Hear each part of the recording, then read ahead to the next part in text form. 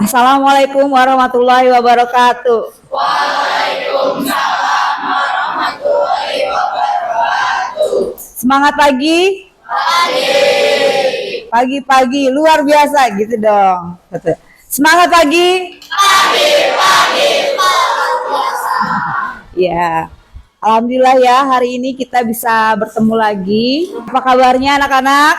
Alhamdulillah. Sehat ya. Yang gak masuk siapa tadi?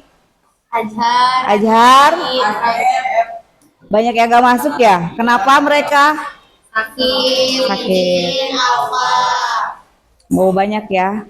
Nanti coba kalau yang sakit kita doakan semoga dia cepat sembuh. Yang alfa kalau banyak nanti coba diskusi dengan wali kelasnya ya, anaknya.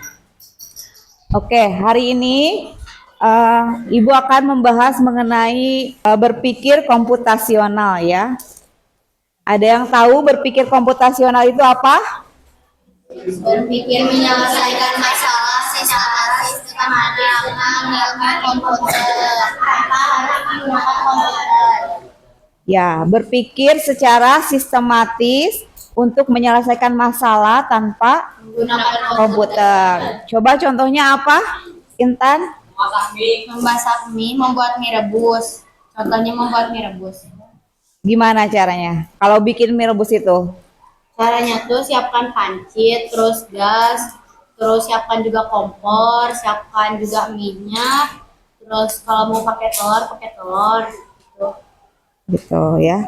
Jadi kita mempersiapkan segalanya dengan baik ya, sehingga mie-nya apa yang kita mau itu sesuai dengan apa yang Kita mau. kita inginkan tadi ya. Nah, bagus ya. Nah, di sini ada beberapa komponen utama dalam berpikir komputasi ya. Yang pertama ada namanya dekomposisi. Ada yang tahu apa itu dekomposisi? Menyelesaikan masalah besar menjadi bagian kecil yang mudah dikelola. Oke, nah itu ya. Memecahkan masalah yang besar menjadi part-part yang lebih kecil. Tadi seperti membuat mie, itu part-part kecilnya apa tadi? Mempersiapkan pancinya, airnya, mie-nya, bumbunya ya. Dan mungkin ada pelengkap lainnya, mau pakai telur, mau pakai cabai, mau pakai sayur, itu masuk ke dekomposisi ya. Bagus. Nah, kemudian yang kedua ada namanya pattern recognition atau pengenalan pola ya. Pengenalan pola. Apa itu pengenalan pola? Ada yang tahu? Kesamaan dari masalah yang ada untuk membantu menemukan solusi lebih tepat. Iya, pinter-pinter anak ibu. Oke, nah pengenalan pola. Contohnya kalian kan suka belajar matematika kan ya? Ada yang namanya deret aritmatika ya. Kalau misalkan di situ angkanya boleh, ada yang mau? Setiap angka ditambahkan dengan 6 ya. Kalau misalkan 1 terus tambah 6 jadi berapa? 7. Tambah 6 lagi jadi ya 7. Terus ada yang bisa ke depan? Kira-kira angka selanjutnya berapa aja? Ini pengenalan pola. Jadi polanya akan ada yang mau ke depan? Boleh. Intan.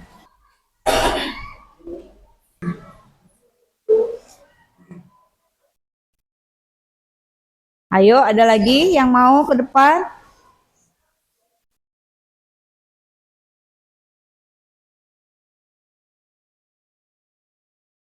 Ya, bagus ya. Tuh, itu sampai ke 37 ya. Benar, berarti polanya sudah tahu. Nah, ini selain pola deret aritmatika, bisa ke pola lainnya. Misalkan pola warna ya. Warna. Merah, apa? Merah. Nah, kalau ini merah, biru, kuning berarti selanjutnya juga sama warnanya apa? Kira-kira? Sini merah lagi, biru lagi, kuning lagi gitu ya. Nah, ini biasanya kalau kita bikin gelang dari manik-manik ya. Nah, biar matching warnanya jadi disilang-silang gitu ya. Kemudian ada lagi nomor 4-nya misalkan pola sekolah ya. Nah, kalau kita ke sekolah berarti kalau pagi itu harus ngapain? Pagi harus ngapain? Bangun, terus? Terus? Ah, siapa yang ngaji tadi? Ridho, buru lanjutkan. Kalau kamu pola sekolah itu harus di rumah gimana? Abis mandi. Tulis. Mandi. Pakai baju, terus makan. Ya, terus habis makan pakai sepatu, terus berangkat sekolah ya.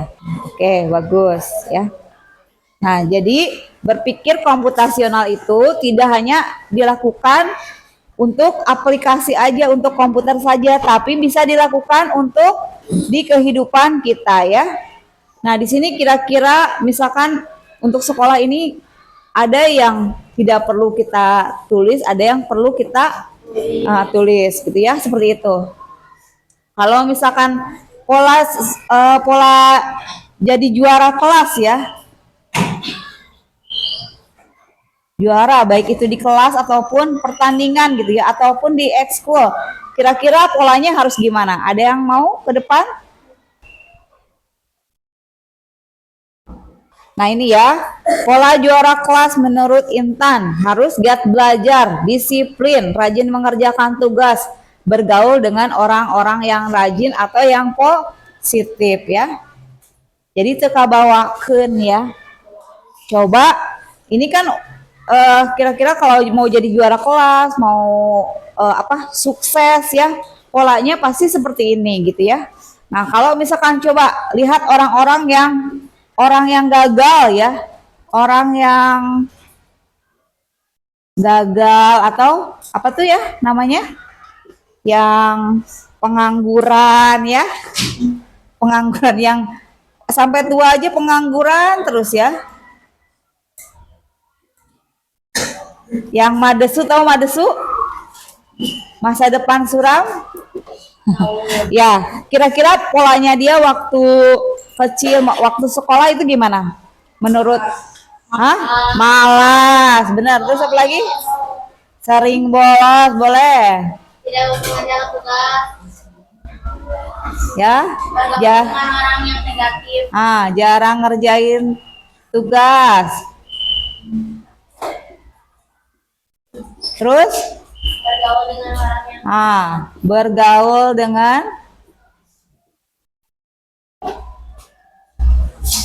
yang negatif ya. Apalagi? Bandel ya.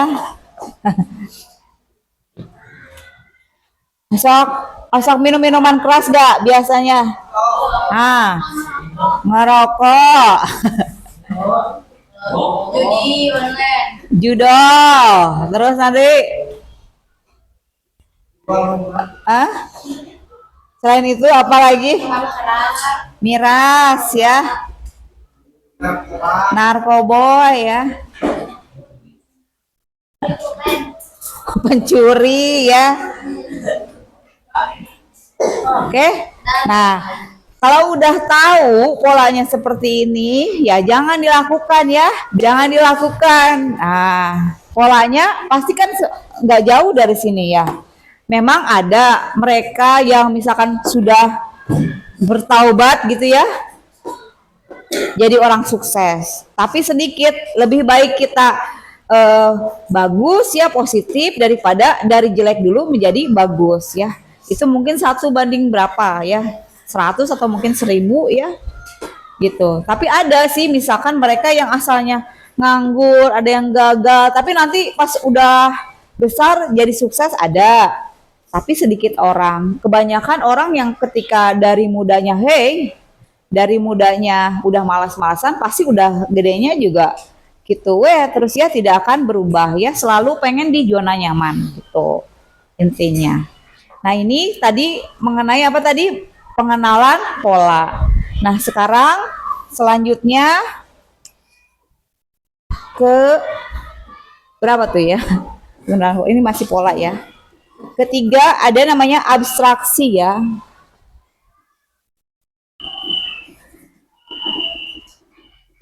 Nah kalau abstraksi itu menyederhanakan masalah dan mengambil bagian-bagian yang penting. Nah ini kalian tahu denah rumah? Peta rumah. Nah coba kalian buat peta rumah kalian dari rumah ke sekolah, bisa? Bisa. Oke, waktunya 5 menit, 10 menit ya dari sekarang.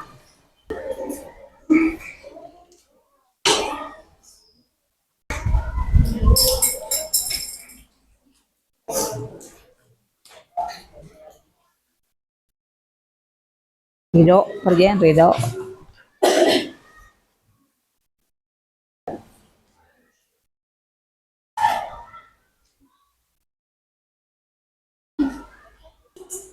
Coba siapa yang mau ke depan menjelaskan mengenai peta rumahnya, boleh? Rumahnya di mana?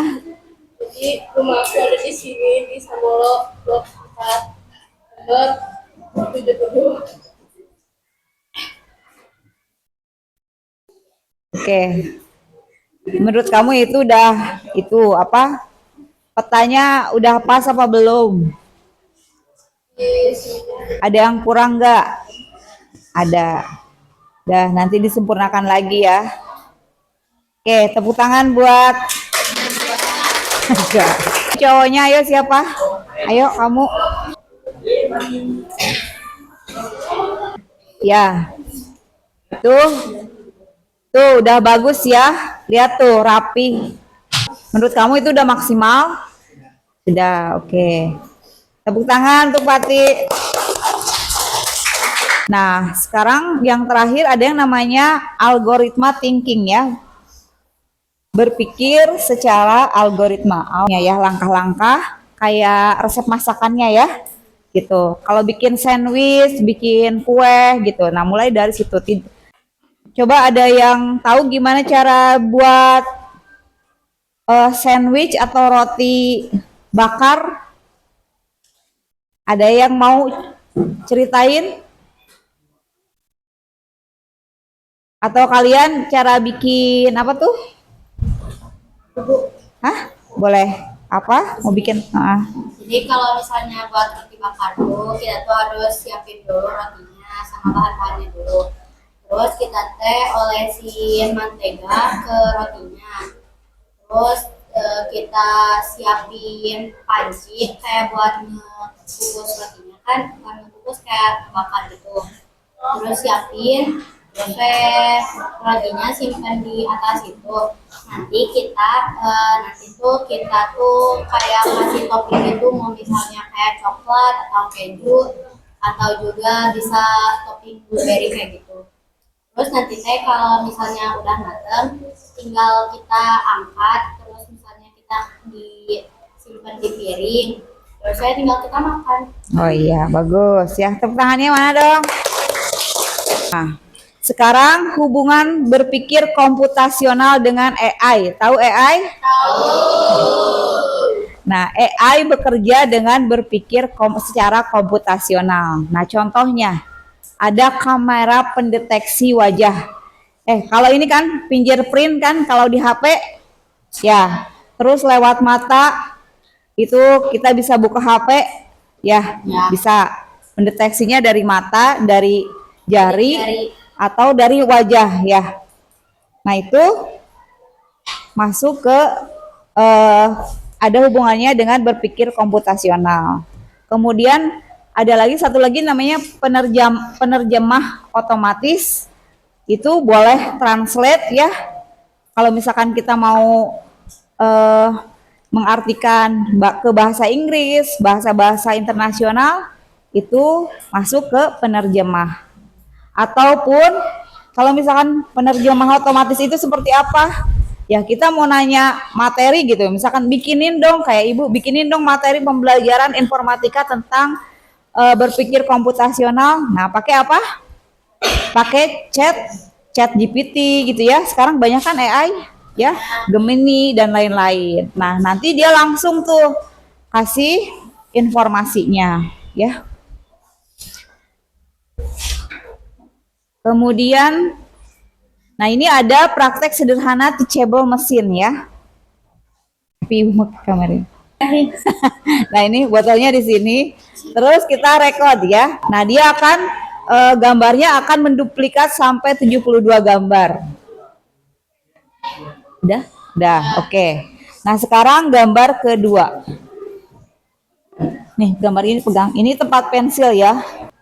Udah 72. Dah, ya. Jadi dia ada 72 gambar masing-masing. Enggak ada yang melihat. Nah, sekarang di sini kita training. Di training itu kita coba nih. Coba kamu masukin yang tempat pensil ini. Nah, ya 100% enggak dia? Iya, Di kelas 2. Coba sekarang pindah sama yang ini. Dia 100% enggak di itu. Harus kelihatan ke belakangan, harus tadi seperti tadi. Terus mundur.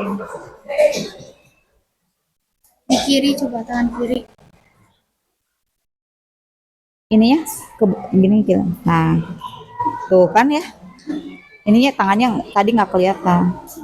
Tuh, ya. Jadi terlihat si komputer ini dia bisa menampilkan informasi ke kita karena kita itu memberikan informasi ke dia gitu ya. Bisa jutaan, miliaran. Walaupun misalkan ininya digoyang-goyang tetap terdeteksi bahwa ini tempat minum gitu ya. Kalau misalkan kita gambar apel ya, apelnya itu misalkan anak kecil gambar, ada yang mencong, ada yang tapi walaupun mencong dia kelihatan seperti apel gitu ya. Paham? Paham. Nanti kalian coba di rumah, namanya teachable mesin ya, ada di Google. Nah itu, jadi teachable mesin itu uji AI untuk mengenali objek ya. Nah contohnya kalian bisa coba-coba contoh lainnya ya. Sampai sini ada yang mau tanyakan? Tidak. Paham? Nah sekarang ibu mau buat refleksi ya, refleksi. Kira-kira apa manfaat berpikir komputasional? Ayo, ada yang mau? Ya, boleh. Manfaatnya teh jadi menyelesaikan masalah itu dengan cepat. Ya, Sistematis, terus? dengan menerapkan ilmu komputer tanpa memakai.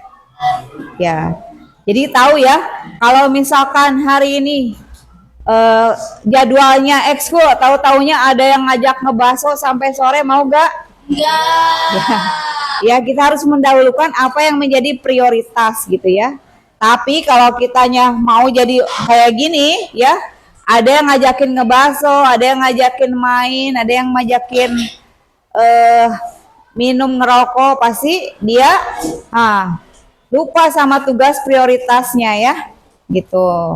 Itu maksud dari berpikirnya harus komputasional ya. Bagus ya. Oke, kayaknya hari ini cukup ya. Sudah paham semuanya kan?